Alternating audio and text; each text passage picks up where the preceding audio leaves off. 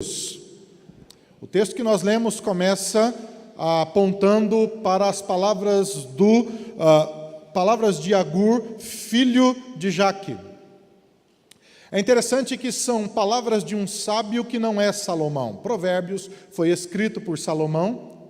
E agora, então, no capítulo 30, depois dos provérbios antitéticos que estudamos aqui, dos capítulos 28 e 29, entramos nas palavras de Agur. E isso me aponta para algo muito interessante. Em primeiro lugar, para demonstrar que a sabedoria não está num homem, mas a sabedoria está em Deus. Agur é um nobre desconhecido, não se tem notícia dele na palavra de Deus. Esse é o único instante que esse sábio é citado. E é interessante que a sua sabedoria aponta para a sua própria finitude. Ele se mostra como alguém limitado e que depende do conhecimento de Deus para poder viver. Aponta então o fato de que Agur somos todos nós. Homens finitos, limitados, homens que não têm todas as respostas para a vida, pais e mães que enfrentam limitações financeiras, que enfrentam limitações culturais, que enfrentam limitações diversas na vida, incompreensões diversas na vida que os fazem depender de Deus. Palavras de Agur revelam para mim que eu não sei tudo, que eu não posso tudo, que a minha sabedoria é limitada, mas que a sabedoria de Deus é eterna, soberana e ilimitada. O texto fala de 3 aspectos básicos. É muito simples de entender esse texto que nós lemos aqui. Ele fala da condição humana, fala do limite humano e fala da resposta do céu, a resposta de Deus. A condição humana, as nossas limitações diante da soberania de Deus e a resposta de Deus para as nossas vidas. O texto começa falando da fadiga e da exaustão. O texto começa dizendo: fatiguei-me, ó Deus, fatiguei-me, ó Deus, estou exausto.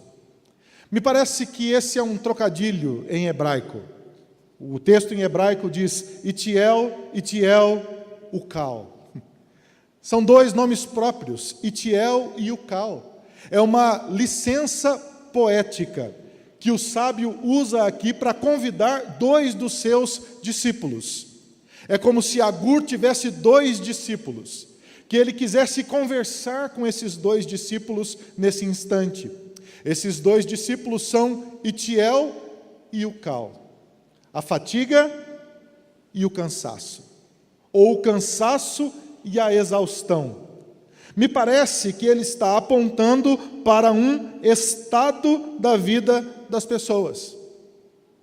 As pessoas estavam então cansadas e exaustas. Cansado aqui significa sem fôlego, sem ânimo, sem vontade de levantar da cama, sem vontade de tentar novamente. A exaustão é um processo posterior ao cansaço. Exaustão significa fim da linha, acabou.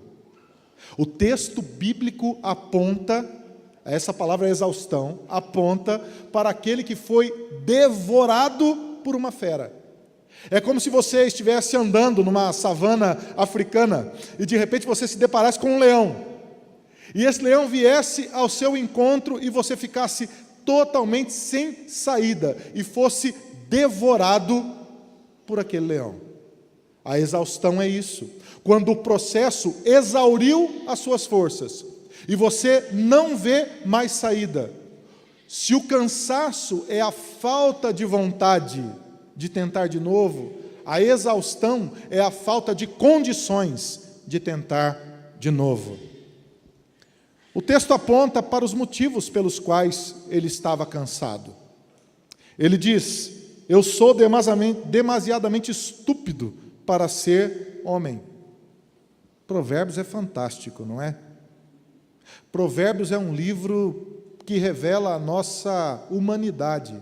Eu sou demasiadamente estúpido para ser homem. É como se ele dissesse: eu sou o mais estúpido dos homens. Eu sou mais estúpido do que qualquer outro homem. Qualquer outra pessoa é mais inteligente, é mais resolvida emocionalmente, tem mais possibilidades e mais saídas na vida do que eu. O seu cansaço, a sua exaustão, revelou uma percepção sobre si mesmo. Ele se viu menos inteligente do que as outras pessoas. Pergunto a você: você já não se sentiu assim? Será que já houve momentos na sua vida que você já se sentiu menos inteligente do que as pessoas? Por opções que você fez?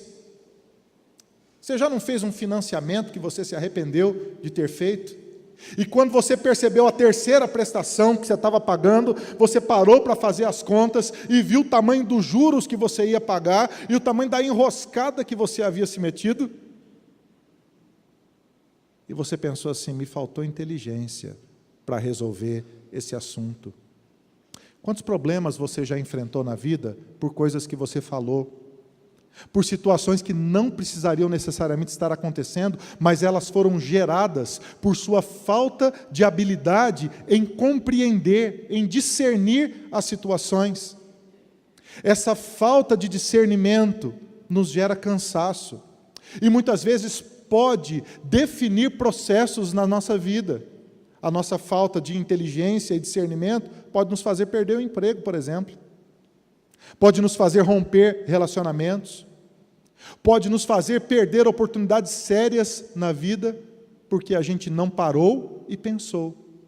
Ele estava cansado por conta disso. Em segundo lugar, ele disse: eu não tenho inteligência de homem. É o desdobramento da falta do discernimento, da estupidez. Ele chega à conclusão de que ele não tem discernimento, que ele não tem capacidade de decidir, que ele não tem conhecimento. Não tem significado a vida dele. E já que não tem significado, qualquer processo é válido. Já que não tem significado, qualquer situação é válida, porque já que ele não tem discernimento, ele pode viver de qualquer forma. E me parece que essa vida do cansado e do exausto vai sendo a vida daquele que vive sem significado. E se a vida não tem um significado, se a sua vida não está apontada para um alvo, qualquer alvo é direção. E como diria George MacDonald no livro Põe em Ordem o Seu Mundo Interior, se você não controla a sua agenda, outra pessoa vai controlar para você. Se você não toma conta das suas decisões, se você não para pensar a sua vida, outra pessoa vai pensar a sua vida. E se outra pessoa pensar a sua vida por você, você vai viver os planos de outra pessoa, e não os planos que Deus tem para a sua vida. Consegue perceber a diferença? Entre você viver o que o outro deseja que você viva, por falta de discernimento, de reflexão, por falta do que a Bíblia chama de inteligência espiritual, racional e emocional para tomar decisões. Ele chega à conclusão dizendo: eu não aprendi a sabedoria. Pois se o livro de Provérbios é um livro sobre sabedoria, o que ele está querendo dizer aqui? O temor do Senhor é sabedoria. Ele está dizendo, em outras palavras, eu não aprendi a temer a Deus. E porque eu não aprendi a temer a Deus, eu não tenho sabedoria. E porque eu não tenho sabedoria, eu não tenho inteligência. E porque eu não tenho inteligência, eu sou um estúpido. Quantas vezes você já olhou no espelho e já disse no espelho: seu estúpido? Mas você é burro, hein? Eu já disse isso para mim muitas vezes. Por que você foi falar isso? Por que você foi se meter nessa situação? Por que você foi comprar aquilo? Por que você deu aquela bronca no seu filho? Por que você foi dizer aquele negócio para aquela outra pessoa que não tinha que ter dito? Por que você contou aquele segredo para outra pessoa? Por que aquele almoço de família era um almoço para festa, para celebração, e você foi arrumar aquela confusão, e saiu todo mundo brigado, falando mal um do outro? Por que você não está conversando com o fulano? Porque falta sabedoria. E porque falta sabedoria não se tem discernimento. E onde falta discernimento reina a estupidez. É isso que o texto está dizendo. E ele continua dizendo: eu não tenho conhecimento do santo. E essa é a razão do cansaço dele. Ele não conhece a Deus. E não conhecer a Deus gera cansaço e exaustão na vida. Você sabe por quê, querido? Se você não conhece a Deus, você está solto à sua própria sorte e ao seu próprio discernimento. Quem não conhece a Deus precisa construir a própria vida. E se você precisa construir a própria vida a partir das suas decisões, as suas decisões são finitas, porque o seu olhar da vida é finito. Qual pai que diz ao filho: pode ir, filho, para aquela festa de aniversário? Pode ir, filho, comer um lanche com seus amigos na rua, e tem a plena convicção que o filho está fazendo exatamente o que disse que ia fazer? Você tem certeza, irmão? Estou querendo colocar medo no coração de ninguém, não. Eu só estou dizendo para você, o seu conhecimento é limitado. Qual funcionário consegue prever a mente do seu patrão? Que num dia elogia você, diz que você é um funcionário fantástico, e no outro dia lhe demite. Quem conhece o coração do outro homem? Quem conhece todas as situações da vida? Quem pode controlar a própria vida? Aquele que não conhece a Deus, ele está fadado à sua própria capacidade de decisão, discernimento e compreensão da vida, e você não as tem. E à medida que você vai vivendo, você vai se cansando das frustrações. Você se cansa porque passou por um divórcio. Ninguém casou para se separar. Mas as ambiguidades da vida apareceram. De repente, um problema que saiu do seu controle, um adultério, uma confusão, uma situação difícil, uma violência doméstica, e pronto, aquela ambiguidade se apresentou. E você que antes havia tomado uma decisão correta, se viu numa confusão. E agora, você que não queria, está divorciado. O desemprego alcançou a sua casa. Pessoas que você amava faleceram. A vida foi se desestruturando, e a forma com a qual você concebeu a vida não funcionou. Você abriu uma empresa, a empresa quebrou. Você colocou todos os seus recursos naquele lugar. Um fundo de garantia, uma aposentadoria, tudo que você tinha, você colocou naquele negócio. Você fez o melhor plano que você poderia fazer, você fez tudo para dar certo. Você acordava às 5 horas da manhã, trabalhava disciplinadamente, mas deu errado. E naquela frustração você se viu endividado, e a pessoa endividada, cansada e exausta, se desespera da vida. E de repente toda a vida passa a não fazer mais sentido. Você educou seus filhos no caminho do Senhor, o trouxe para a escola dominical, o trouxe para todas as atividades da igreja, ele foi fazendo parte da igreja até um certo ponto, que ele foi para longe de Deus. E lá no fundo do seu coração, você pergunta: por que Deus está acontecendo comigo? E essa situação traz cansaço a você. E muitas vezes esse cansaço, essa luta constante para que as coisas deem certo, vão deixando o seu coração exausto. E você se vê sem forças diante da situação. E de repente você olha para o espelho e diz: não tem condições. Onde que está a saída para isso, querido? Falta conhecimento de Deus. Falta conhecimento de Deus. Em segundo lugar, o texto nos revela das nossas limitações, as limitações humanas. O versículo 4 diz: quem subiu ao céu e desceu? Quem encerrou os ventos nos seus punhos? Quem amarrou as águas na sua roupa? Quem estabeleceu todas as extremidades da terra? Qual é o seu nome? Qual é o nome do seu filho, se é que o sabes? É o contraste. É o contraste entre a finitude humana e a infinitude de Deus.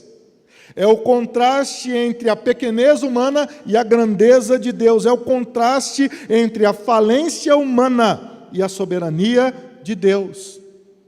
Essas são perguntas insolúveis. São perguntas que não se tem resposta a partir da perspectiva humana. Porque são perguntas cheias de elementos da fé. Só responde essas perguntas quem crê.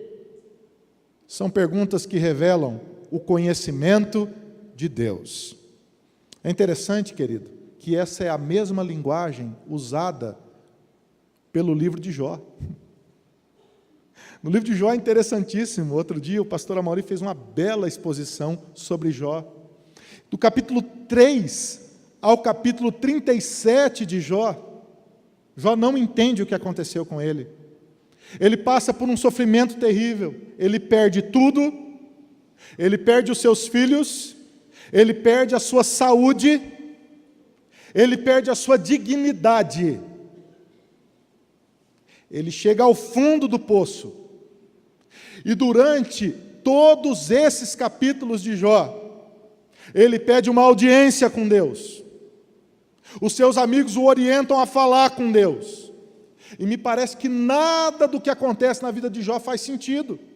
Por que todo esse sofrimento? Por que todo esse sofrimento? Por que todo esse sofrimento?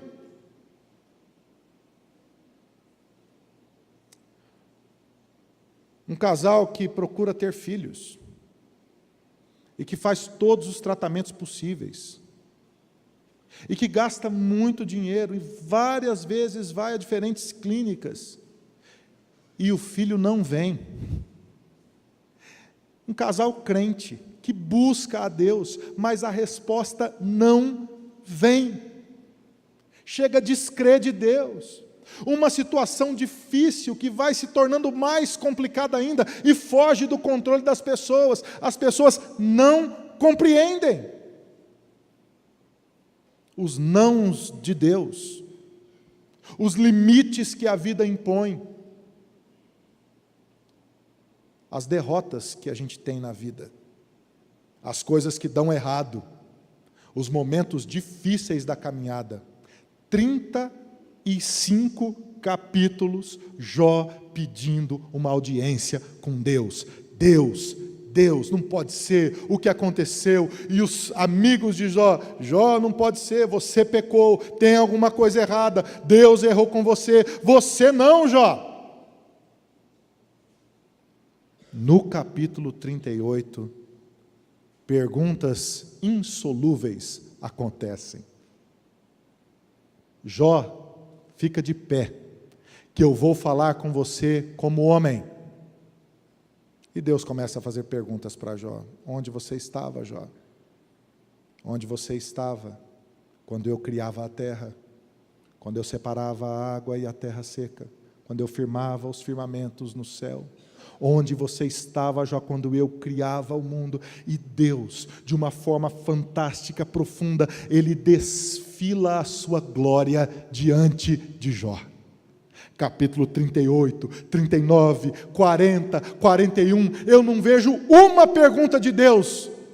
Jó, você está bem? Olha, Jó, você está assim porque seu pai errou com você, porque sua mãe errou com você, porque a sociedade errou com você. Olha, Jó,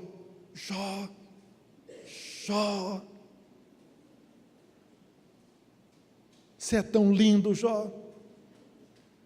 Lindo, lindo, lindo, lindo és. Deus não é psicólogo, irmão.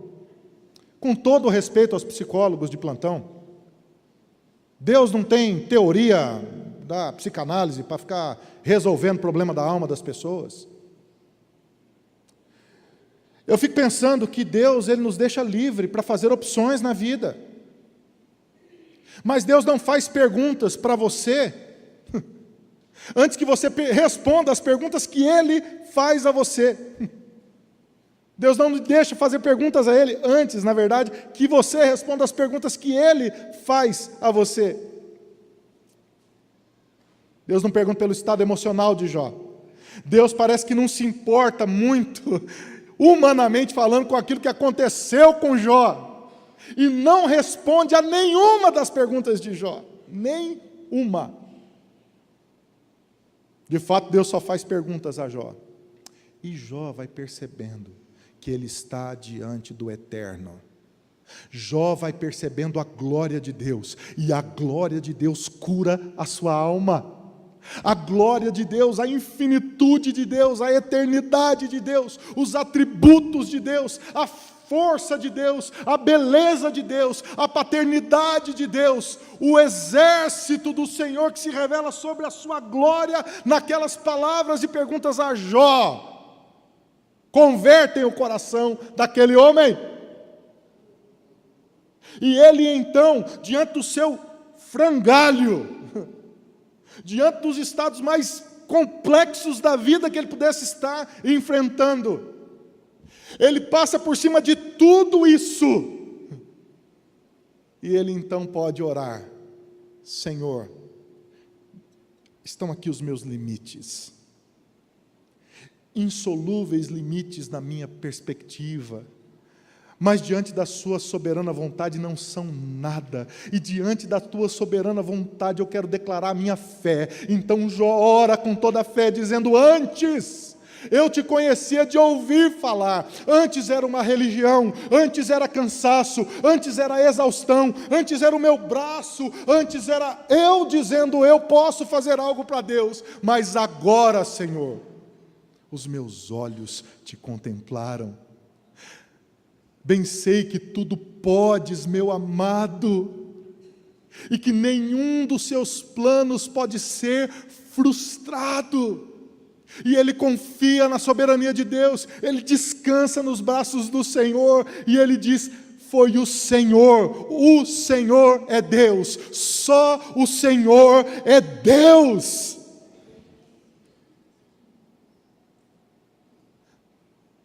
Diante da limitação humana, querido, ao invés de tentar compreender os seus limites, para curar o cansaço da sua alma, em primeiro lugar, você precisa perceber quem Deus é.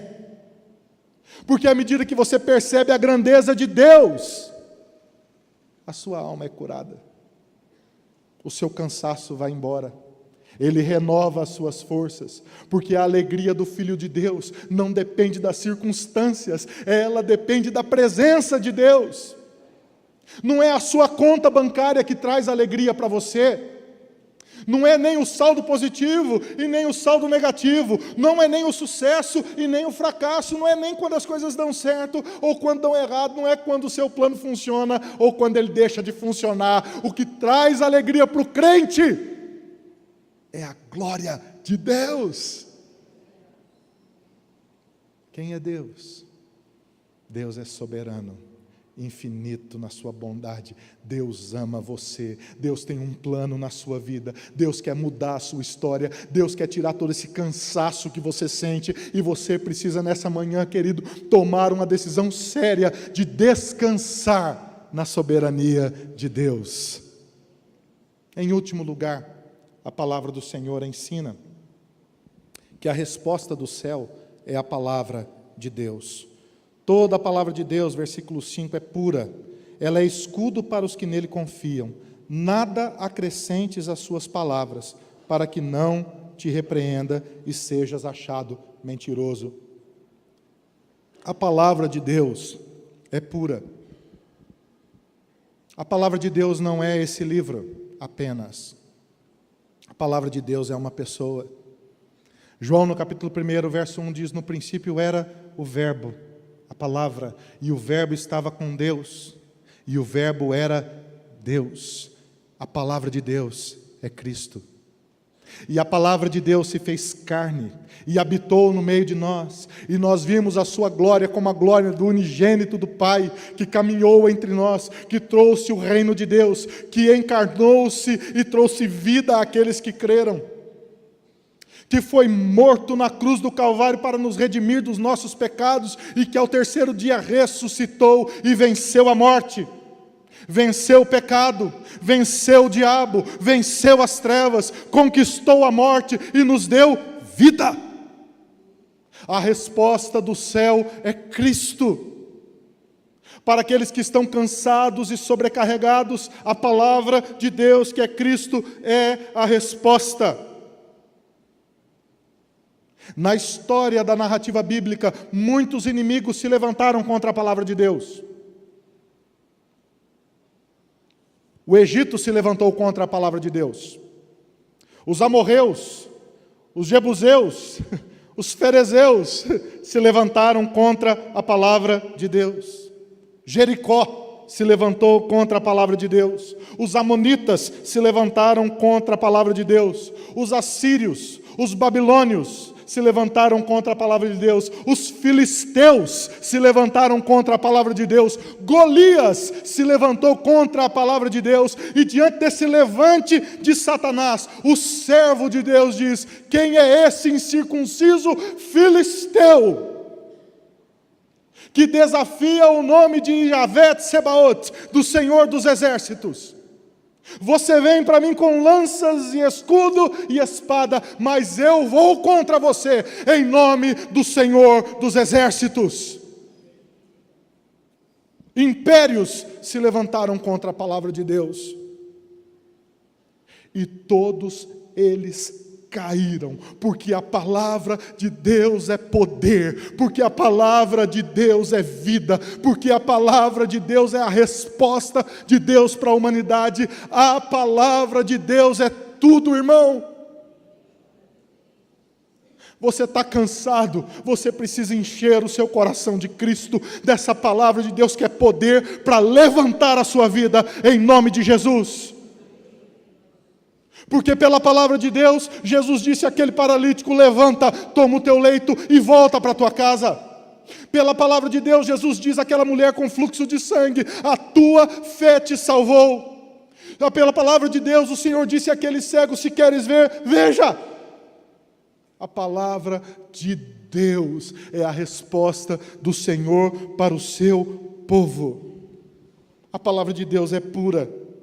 Não há impureza alguma na palavra de Deus, não se pode melhorar a palavra de Deus, não se pode mudar a palavra do Senhor. Ao mesmo tempo que a palavra de Deus é pura, a palavra de Deus é escudo, é abrigo no temporal, é esconderijo nas horas da batalha, é âncora da alma. A palavra de Deus é luz para o caminho, é tudo que um filho de Deus tem, a palavra de Deus. Deixa eu dizer uma coisa para você, encerrando essa mensagem. Você não precisa mais nada do que você já tenha ganhado de Deus na sua vida. Você não precisa de um carro novo. Você não precisa de uma outra casa. Você não precisa de uma roupa nova. Você não precisa nem de um emprego novo. Você não precisa de mais dinheiro. Você não precisa de absolutamente mais nada. Deus já lhe deu tudo. A palavra de Deus é tudo. Você quer descansar em Deus? Quantos aqui querem aprender a descansar no Senhor? Eu quero aprender a descansar. Você está cansado, querido? Você está exausto? Descanse no Senhor. Celebre a vida.